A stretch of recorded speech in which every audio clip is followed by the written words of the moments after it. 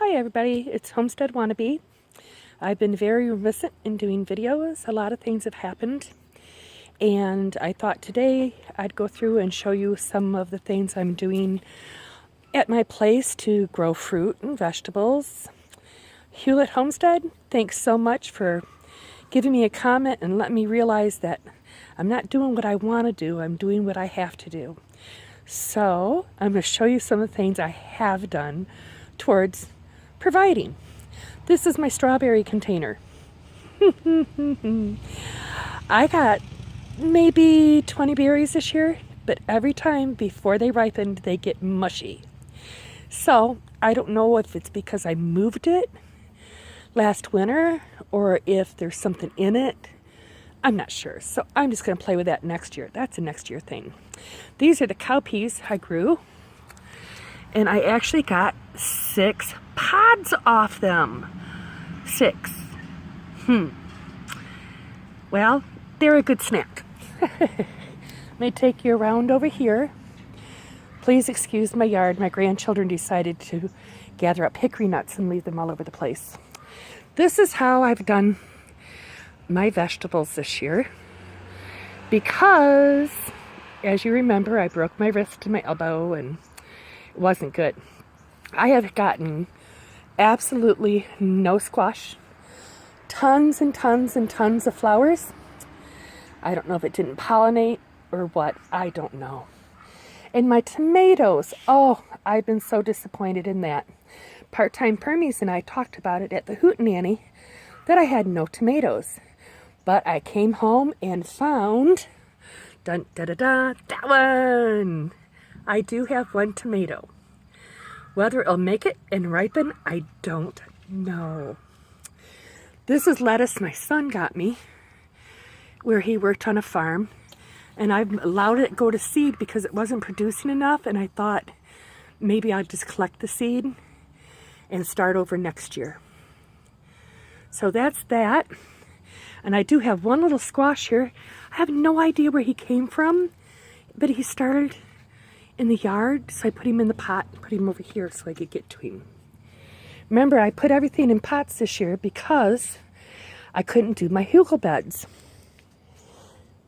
I had broke my wrist and there was no way I could cut wood and haul manure and blah, blah, blah, blah, blah. This is the other thing I'm doing. Yeah, I know, it's not ideal.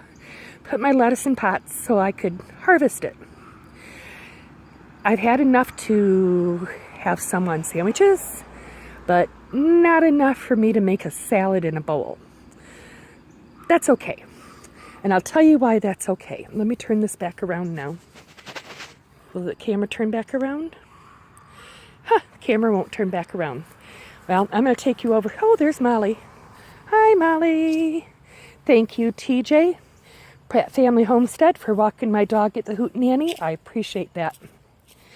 These are the hugel beds I started last year. I started with old garage doors, and I built up underneath. You're not going to be able to see it. I built up underneath the wood, the sticks, the logs, leaves, some dirt, and then I was going to get my manure, and I was going to do that, and I broke myself, so that didn't happen. I am putting up a fence in my yard. These are the fence panels. Don't have that done yet. And I think I'm going to move these over to the side of the house near the spigot, because the water is over there, and it was a pain in the butt to drag water. I have 2 mulberries that I've been trying so hard to cut out, cut down, get rid of. This is one.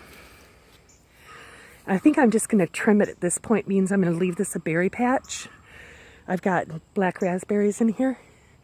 I think I'm just going to trim it, try to keep it small. This is the other one. I've dug and dug and chopped and chopped and dug and chopped and chopped and dug. And it just keeps coming back. But I've got my black raspberries in here. I hope I'm not going too fast. It always makes me sick when I see videos go too fast. But that's not all the black raspberries I have. I have a ton in the front that I can move over here. There's some lamb's quarter. I have got a grapevine that has decided to take over everything. And it produces absolutely no grapes whatsoever. Just a wild vine. I've got to cut it. I have cut it off at the bottom so many times. And my compost that I started prior to breaking my arms. Yeah, that didn't get turned. That didn't get turned. Anybody knows how to get rid of this wild, nasty bamboo? If you can let me know, I'd appreciate it, because this stuff is just horrible. It's not the kind of bamboo that is strong enough to build anything with. It's just nasty bamboo. It's just nasty. Don't like it. And I will show you now the mulberry tree and why we don't need the other ones, because I've got to come way back here so I can show you this tree. This is the mulberry tree. It goes way up there. What I have done in the past is I have taken tarps and laid underneath the tree, and every morning come out, get all those into a bucket, sort them, and put the tarp back down. And I did that every day. I have made pies and jam, but not enough to put up, just enough that we used right away. So that is the extent of what I've been able to do this year. And I'm sure you're all going, what are those strange things she's got over there? They're sodium vapor light covers. I put them over my roses in the winter. So I'm going to go and sit down and see if maybe, just maybe, I can turn the camera around and talk to you a little bit about what's going on with Mom and why I've been missing in action. Let me turn this phone around now. I won't, oh, there we go. There is a thing there for me to turn it around. Only it's not turning around. I want it to turn around. Oh, it just says AF. It doesn't have a place to turn around. So I hope you can see me. I don't know if you can or not. Maybe, who knows. Well, Mom got sick. When she got sick, she was real tired, and I didn't know she was sick. She didn't have a fever. I never felt a fever on her. But I woke up one morning to my son trying to get ready for work and couldn't get in the bathroom. And I couldn't wake Mom up. Yeah, she was sitting on the throne, and there was a mess everywhere. I tried to lift her and get her over in the shower, clean her up. She wouldn't wake up. She wouldn't help me. It still upsets me. I got her, carried her into her bed. I got her cleaned up and got some clean pajamas on her. And she still wouldn't wake up, so I called an ambulance. I was really scared she had had a stroke or something. Come to find out, it's one of three things. It's either colitis. For you that don't know what that is, it's between diarrhea and Crohn's disease. So it's not as bad as Crohn's disease, and it's a little worse than diarrhea. It's either that or inflammatory bowel syndrome, or she was just sick. Haven't given me a really good diagnosis. I mean, a definitive one. So I'm just taken by what they say. I'm looking around because I'm not used to talking to the camera. Sorry. I'll get better at this, I promise. She was in the hospital for a few days. And Mr. Alzheimer's, of course, went with her. And Mr. Alzheimer's wanted to know why he was in the hospital. All the time. And I had to print up a sheet that said, you're in the hospital because you got sick and I couldn't wake you up. And that's why you're still here until you get better. And about the third day, the note struck home, and that was okay. She was at the hospital. But that morning, when a doctor had come in don't understand doctors, bedside manners. Knowing she had Alzheimer's, he walked in and said, "Are you ready to go home?" Threw the family into a state of panic because she was ready to go home and they weren't going to release her. The doctor left the room. She got up and started gathering stuff. My daughter was there, thank goodness. And she says, "Grandma, what are you doing?" She picked up her magazine, her magnifying glass, a plant my daughter had taken her. And she turned to my daughter and said, "I'm leaving, I'm going home." And my daughter had to get a nurse to come in and tell my mom that no, she wasn't going home.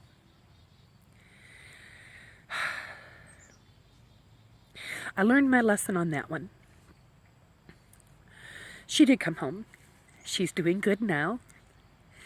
It's dietary fiber and it's minimal. I knew all about increasing dietary fiber, but I never knew there was a diet you had to minimalize it. She has to have minimal fiber, like 10 grams a day. She used to eat Cheerios. She now eats Captain Crunch because it only has 1 gram of fiber. And she'll eat a whole box. So we're right back to 4 or 5 grams of fiber.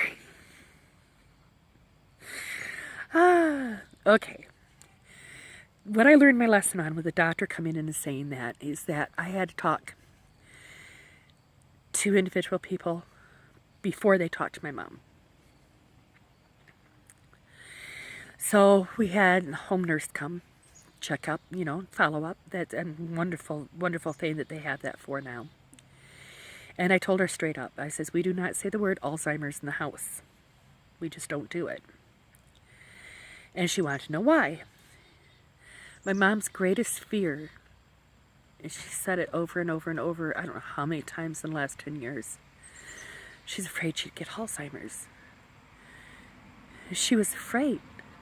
She said that was the worst thing in the whole entire world I could ever have is Alzheimer's and not know where I am and who people are.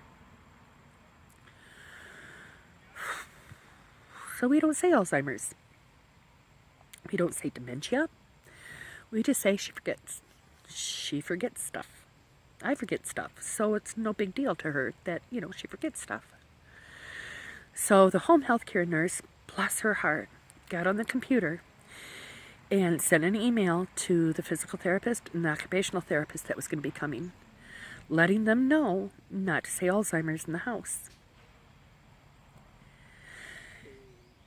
Get ahead of it. Talk to them prior to your loved one seeing them if you can.